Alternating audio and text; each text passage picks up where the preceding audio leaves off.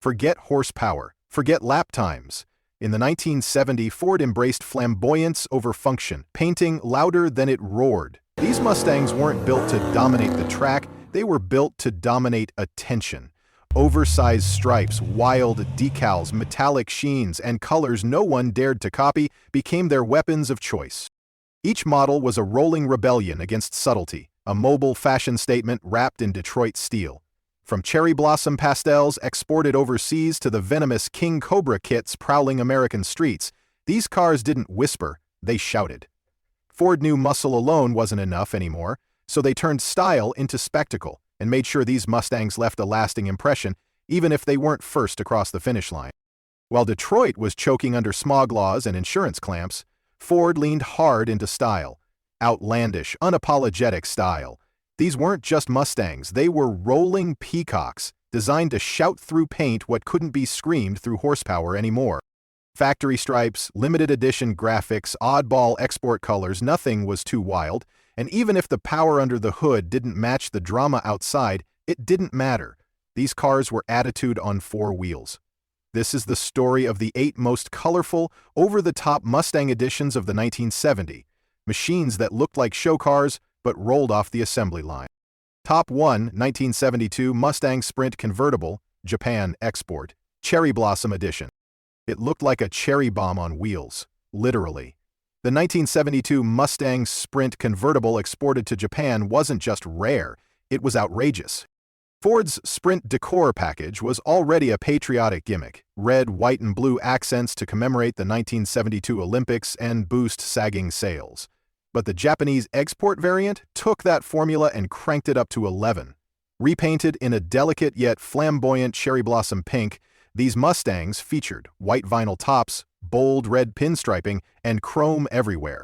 Matching white seats with red piping made the interior feel like a parade float in motion. It was less muscle and more Matsuri. Only a handful were built, likely fewer than 10 units, exclusively for promotional use by Japanese Ford dealers. Most were never sold to the public. But under the floral flamboyance hid a 302 V8. Paired with a C4 automatic and mild gearing, it wasn't just show, it had respectable go. Not quarter-mile domination, but enough grunt to shock anyone dismissing it as a cosmetic showpiece. It wasn't a factory freak in performance, but it absolutely was in philosophy, a Mustang reimagined for a completely different culture. Collectors didn't even know they existed until photos surfaced from Japan in the 2000s. Today, only one known survivor has been confirmed, and it's likely the only one left. If a Thunderbolt is rare, this is mythical. No VIN decoders, no factory documentation, just rumors, and that one pink missile tucked away in a private Tokyo collection. You can't restore one. You either have it or you don't. But as wild as the cherry pink Mustang was, the next one didn't just look outrageous, it wrapped itself in Cobra stripes and venomous attitude, and still split the fanbase in half. Top 2, 1978 Mustang II King Cobra. If XS had a mascot in the Mustang lineup, it would wear fangs, stripes, and gold snowflake wheels. The 1978 King Cobra wasn't subtle, it was a rolling comic book cover. By 1978, the Mustang II was nearing the end of its run, and Ford needed a finale with fireworks. Enter the King Cobra, a one-year-only send-off drenched in visual drama. Offered exclusively as a hatchback, it came with a wild graphics package, a massive snake decal stretched across the hood, flanked by King Cobra lettering, flanked hats stripping along the body, and blacked-out grille and window trim. Colors like bright red, tangerine, and black turned it into a visual scream. Underneath, the King Cobra sat slightly lower, wore aggressive front and rear spoilers, and rolled on gold-painted lacy spoke aluminum wheels. It was part muscle, part disco, and all attitude. Despite the name and styling, the King Cobra was no street killer. It came with the 5L302 V8, making 139 horsepower, paired with either a 4-speed manual or C4 automatic. Quarter-mile times hovered around 17 seconds, which even by late 70s standards was far from regal. It was flash without firepower, but that was part of its paradox. The King Cobra wasn't built to win races. It was built to steal spotlights. Ford produced 4,313 units, most in red or black, making it one of the more common rare Mustangs. But few remain intact today. Many were repainted or stripped of decals during the 1980s when Mustang II was at its peak. But now, values are climbing as collectors realize the King Cobra is the Mustang timeline. Garish, bold, and historically unforgettable. Surviving original examples with complete graphics can fetch up to $25,000 to $35,000, especially with factory manuals and the rare bright tangerine paint. But while the King Cobra wrapped itself in serpentine swagger, the next Mustang on our list toned down the decals, yet packed a grabber punch that hid behind a factory option code most people never noticed. Top 3, 1968 Shelby GT500. You could hear it before you saw it, and when you did see it, bright stripes, scoops, and thunderous stance, it didn't whisper Mustang, it screamed Shelby. The 1968 Shelby GT500 was no ordinary Mustang. It was a street-legal track monster wearing a race suit. Ford had just taken over production from Shelby American, but Carroll Shelby's flair hadn't gone anywhere. The GT500 featured a restyled front end with an aggressive fiberglass nose, twin hood scoops, and sequential taillights borrowed from the 1965 Thunderbird. The side profile showed off GT500 rocker stripes, flared quarter scoops, and a prominent rear spoiler molded into the fiberglass deck lid. Available in colors like sunlit gold, Acapulco blue, and candy apple red, the GT500 looked more exotic than any Ford showroom car had a right to be. But this Shelby wasn't all bark. Under that vented hood lived a 428 cubic inch Police Interceptor V8, churning out 360 horsepower and over 420 pound-feet of torque. Mated to a 4-speed manual or optional automatic, it launched the GT500 from 0 to 60 miles per hour in under 6 seconds, a feat few factory cars could touch in 1968. The quarter mile, about 14.1 seconds at 102 miles per hour. For a car dripping in chrome and vinyl, it moved like a bare-knuckled brawler. Shelby produced 2,050 units of the GT500 in 1968, making it relatively rare compared to standard Mustangs, but not impossible to find today if you're willing to pay. Restored, numbers-matching examples often command $125,000 to $180,000, depending on originality and condition. The interiors featured wood-rimmed wheels, padded roll bars, special instrumentation, and high-back bucket seats, every inch designed to remind you this wasn't your cousin's Mustang. But even the GT500's brute elegance couldn't prepare buyers for what Shelby had planned next, a muscle car that looked even wilder, hit even harder, and added 2 letters that would define an entire legend. Top 4 1970 Mach 1 Grabber Series. The 1970 Mach 1 was already a bold car, but slap on a grabber paint job, blackout trim, and NASA scoops? You didn't just drive it, you detonated it. Ford's grabber colors weren't just paint, they were attitude. Introduced in 1970, the Grabber series included Grabber Blue, Grabber Green, Grabber Orange, and Grabber Yellow, hues so vibrant they could stop traffic even when parked. Pair that with the Mach 1's aggressive lines, shaker hood scoop, matte black rear spoiler, chin spoiler, and honeycomb rear panel, and you had one of the most visually arresting Mustangs of the era. Chrome Magnum 500 wheels and the blackout hood stripe package only intensified the visual drama. Inside, the Mach 1 featured high-back knitted vinyl seats, wood-grain dash trim, a rim-blow steering wheel, and a rally clock to remind you this was part muscle car, part show car. And it wasn't just eye candy. The 1970 Grabber Mach 1 offered a range of engines, but the real deal came with the optional 351 cubic inch Windsor V8, delivering 300 horsepower and 380 pound-feet of torque. With a 4-speed manual, it launched from 0 to 60 miles per hour in about 6.5 seconds and finished the quarter mile in roughly 14.5 seconds. Not bad for a car that looked like it belonged in a pop art gallery. While Ford never released exact numbers for how many Grabber-painted Mach 1s were built, production estimates suggest fewer than 10,000 units were ordered with Grabber shades, making them far more scarce today than your average Acapulco Blue or Candy Apple Red Mustang.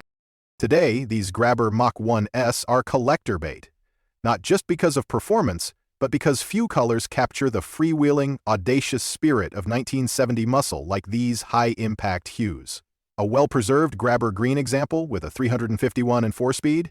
Expect to pay upwards of $70,000 if you can find one that hasn't been resprayed or rusted into oblivion.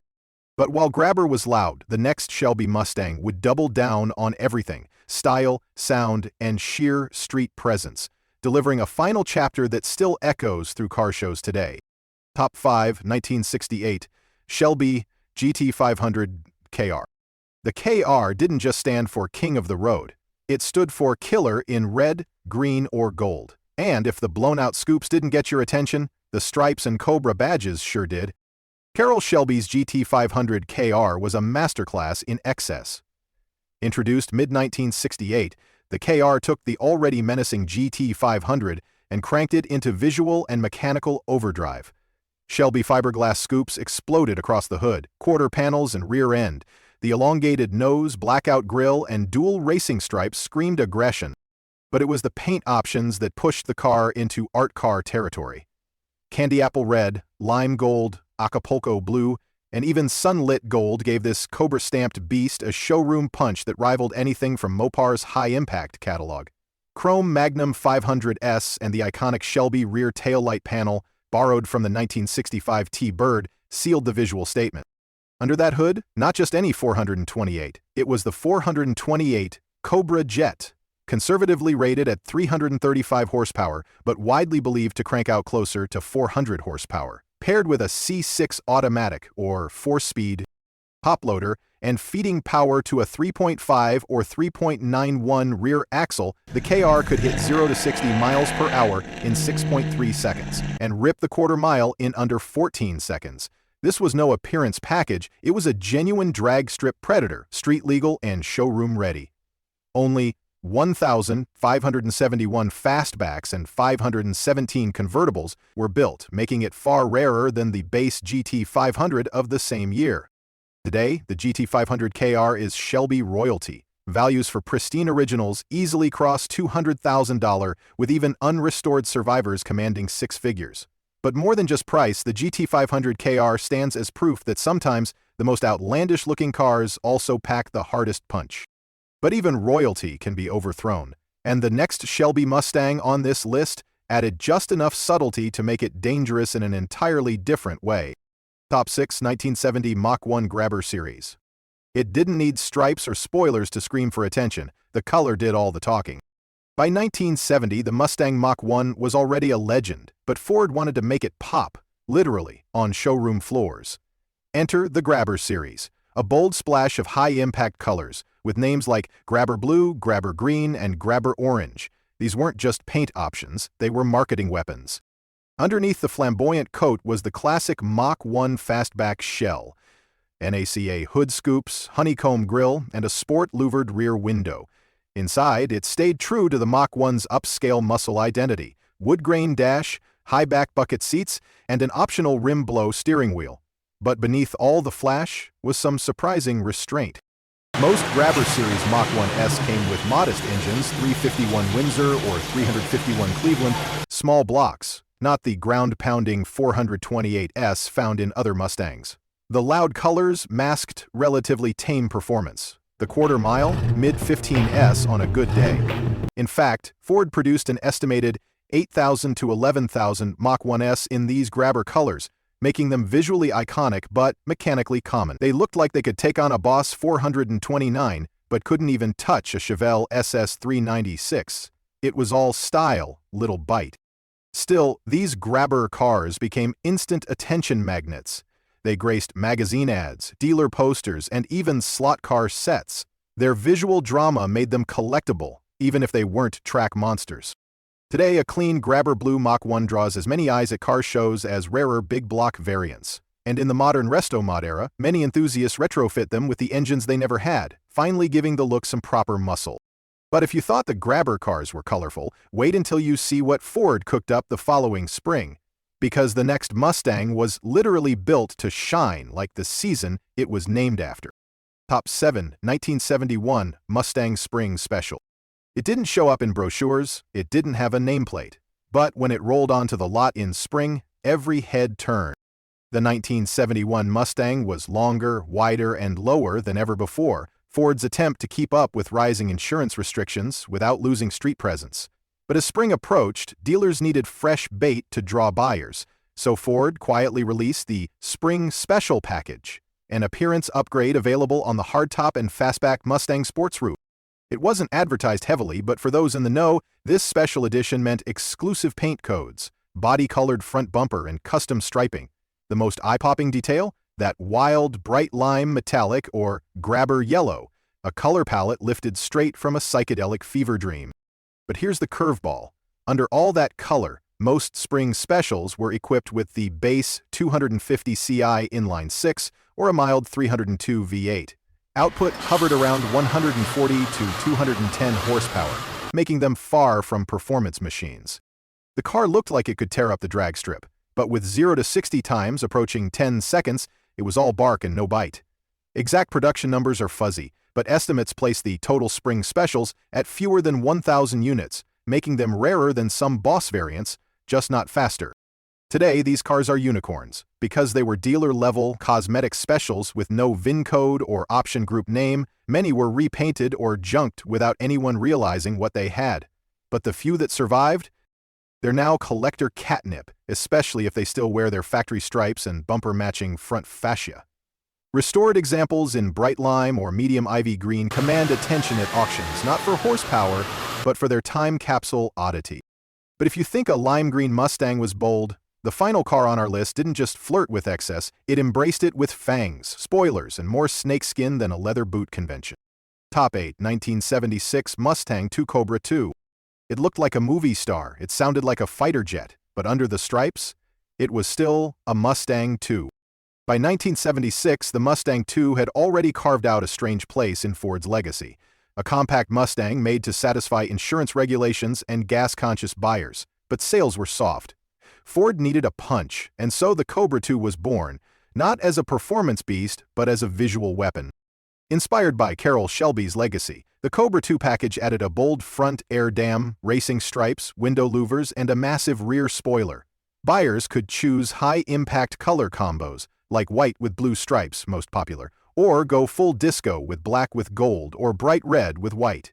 Inside, it was vinyl buckets, a simulated wood dash, and optional rally gauges, enough to make you feel like a track star in traffic.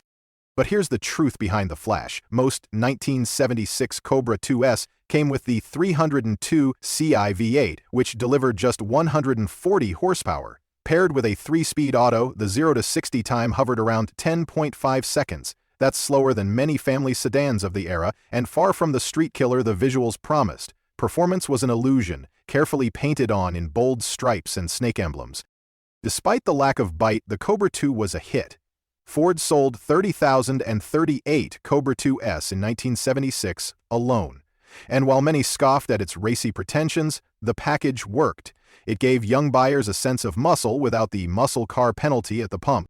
Today, surviving examples are rare thanks to rust, neglect, and years of being dismissed.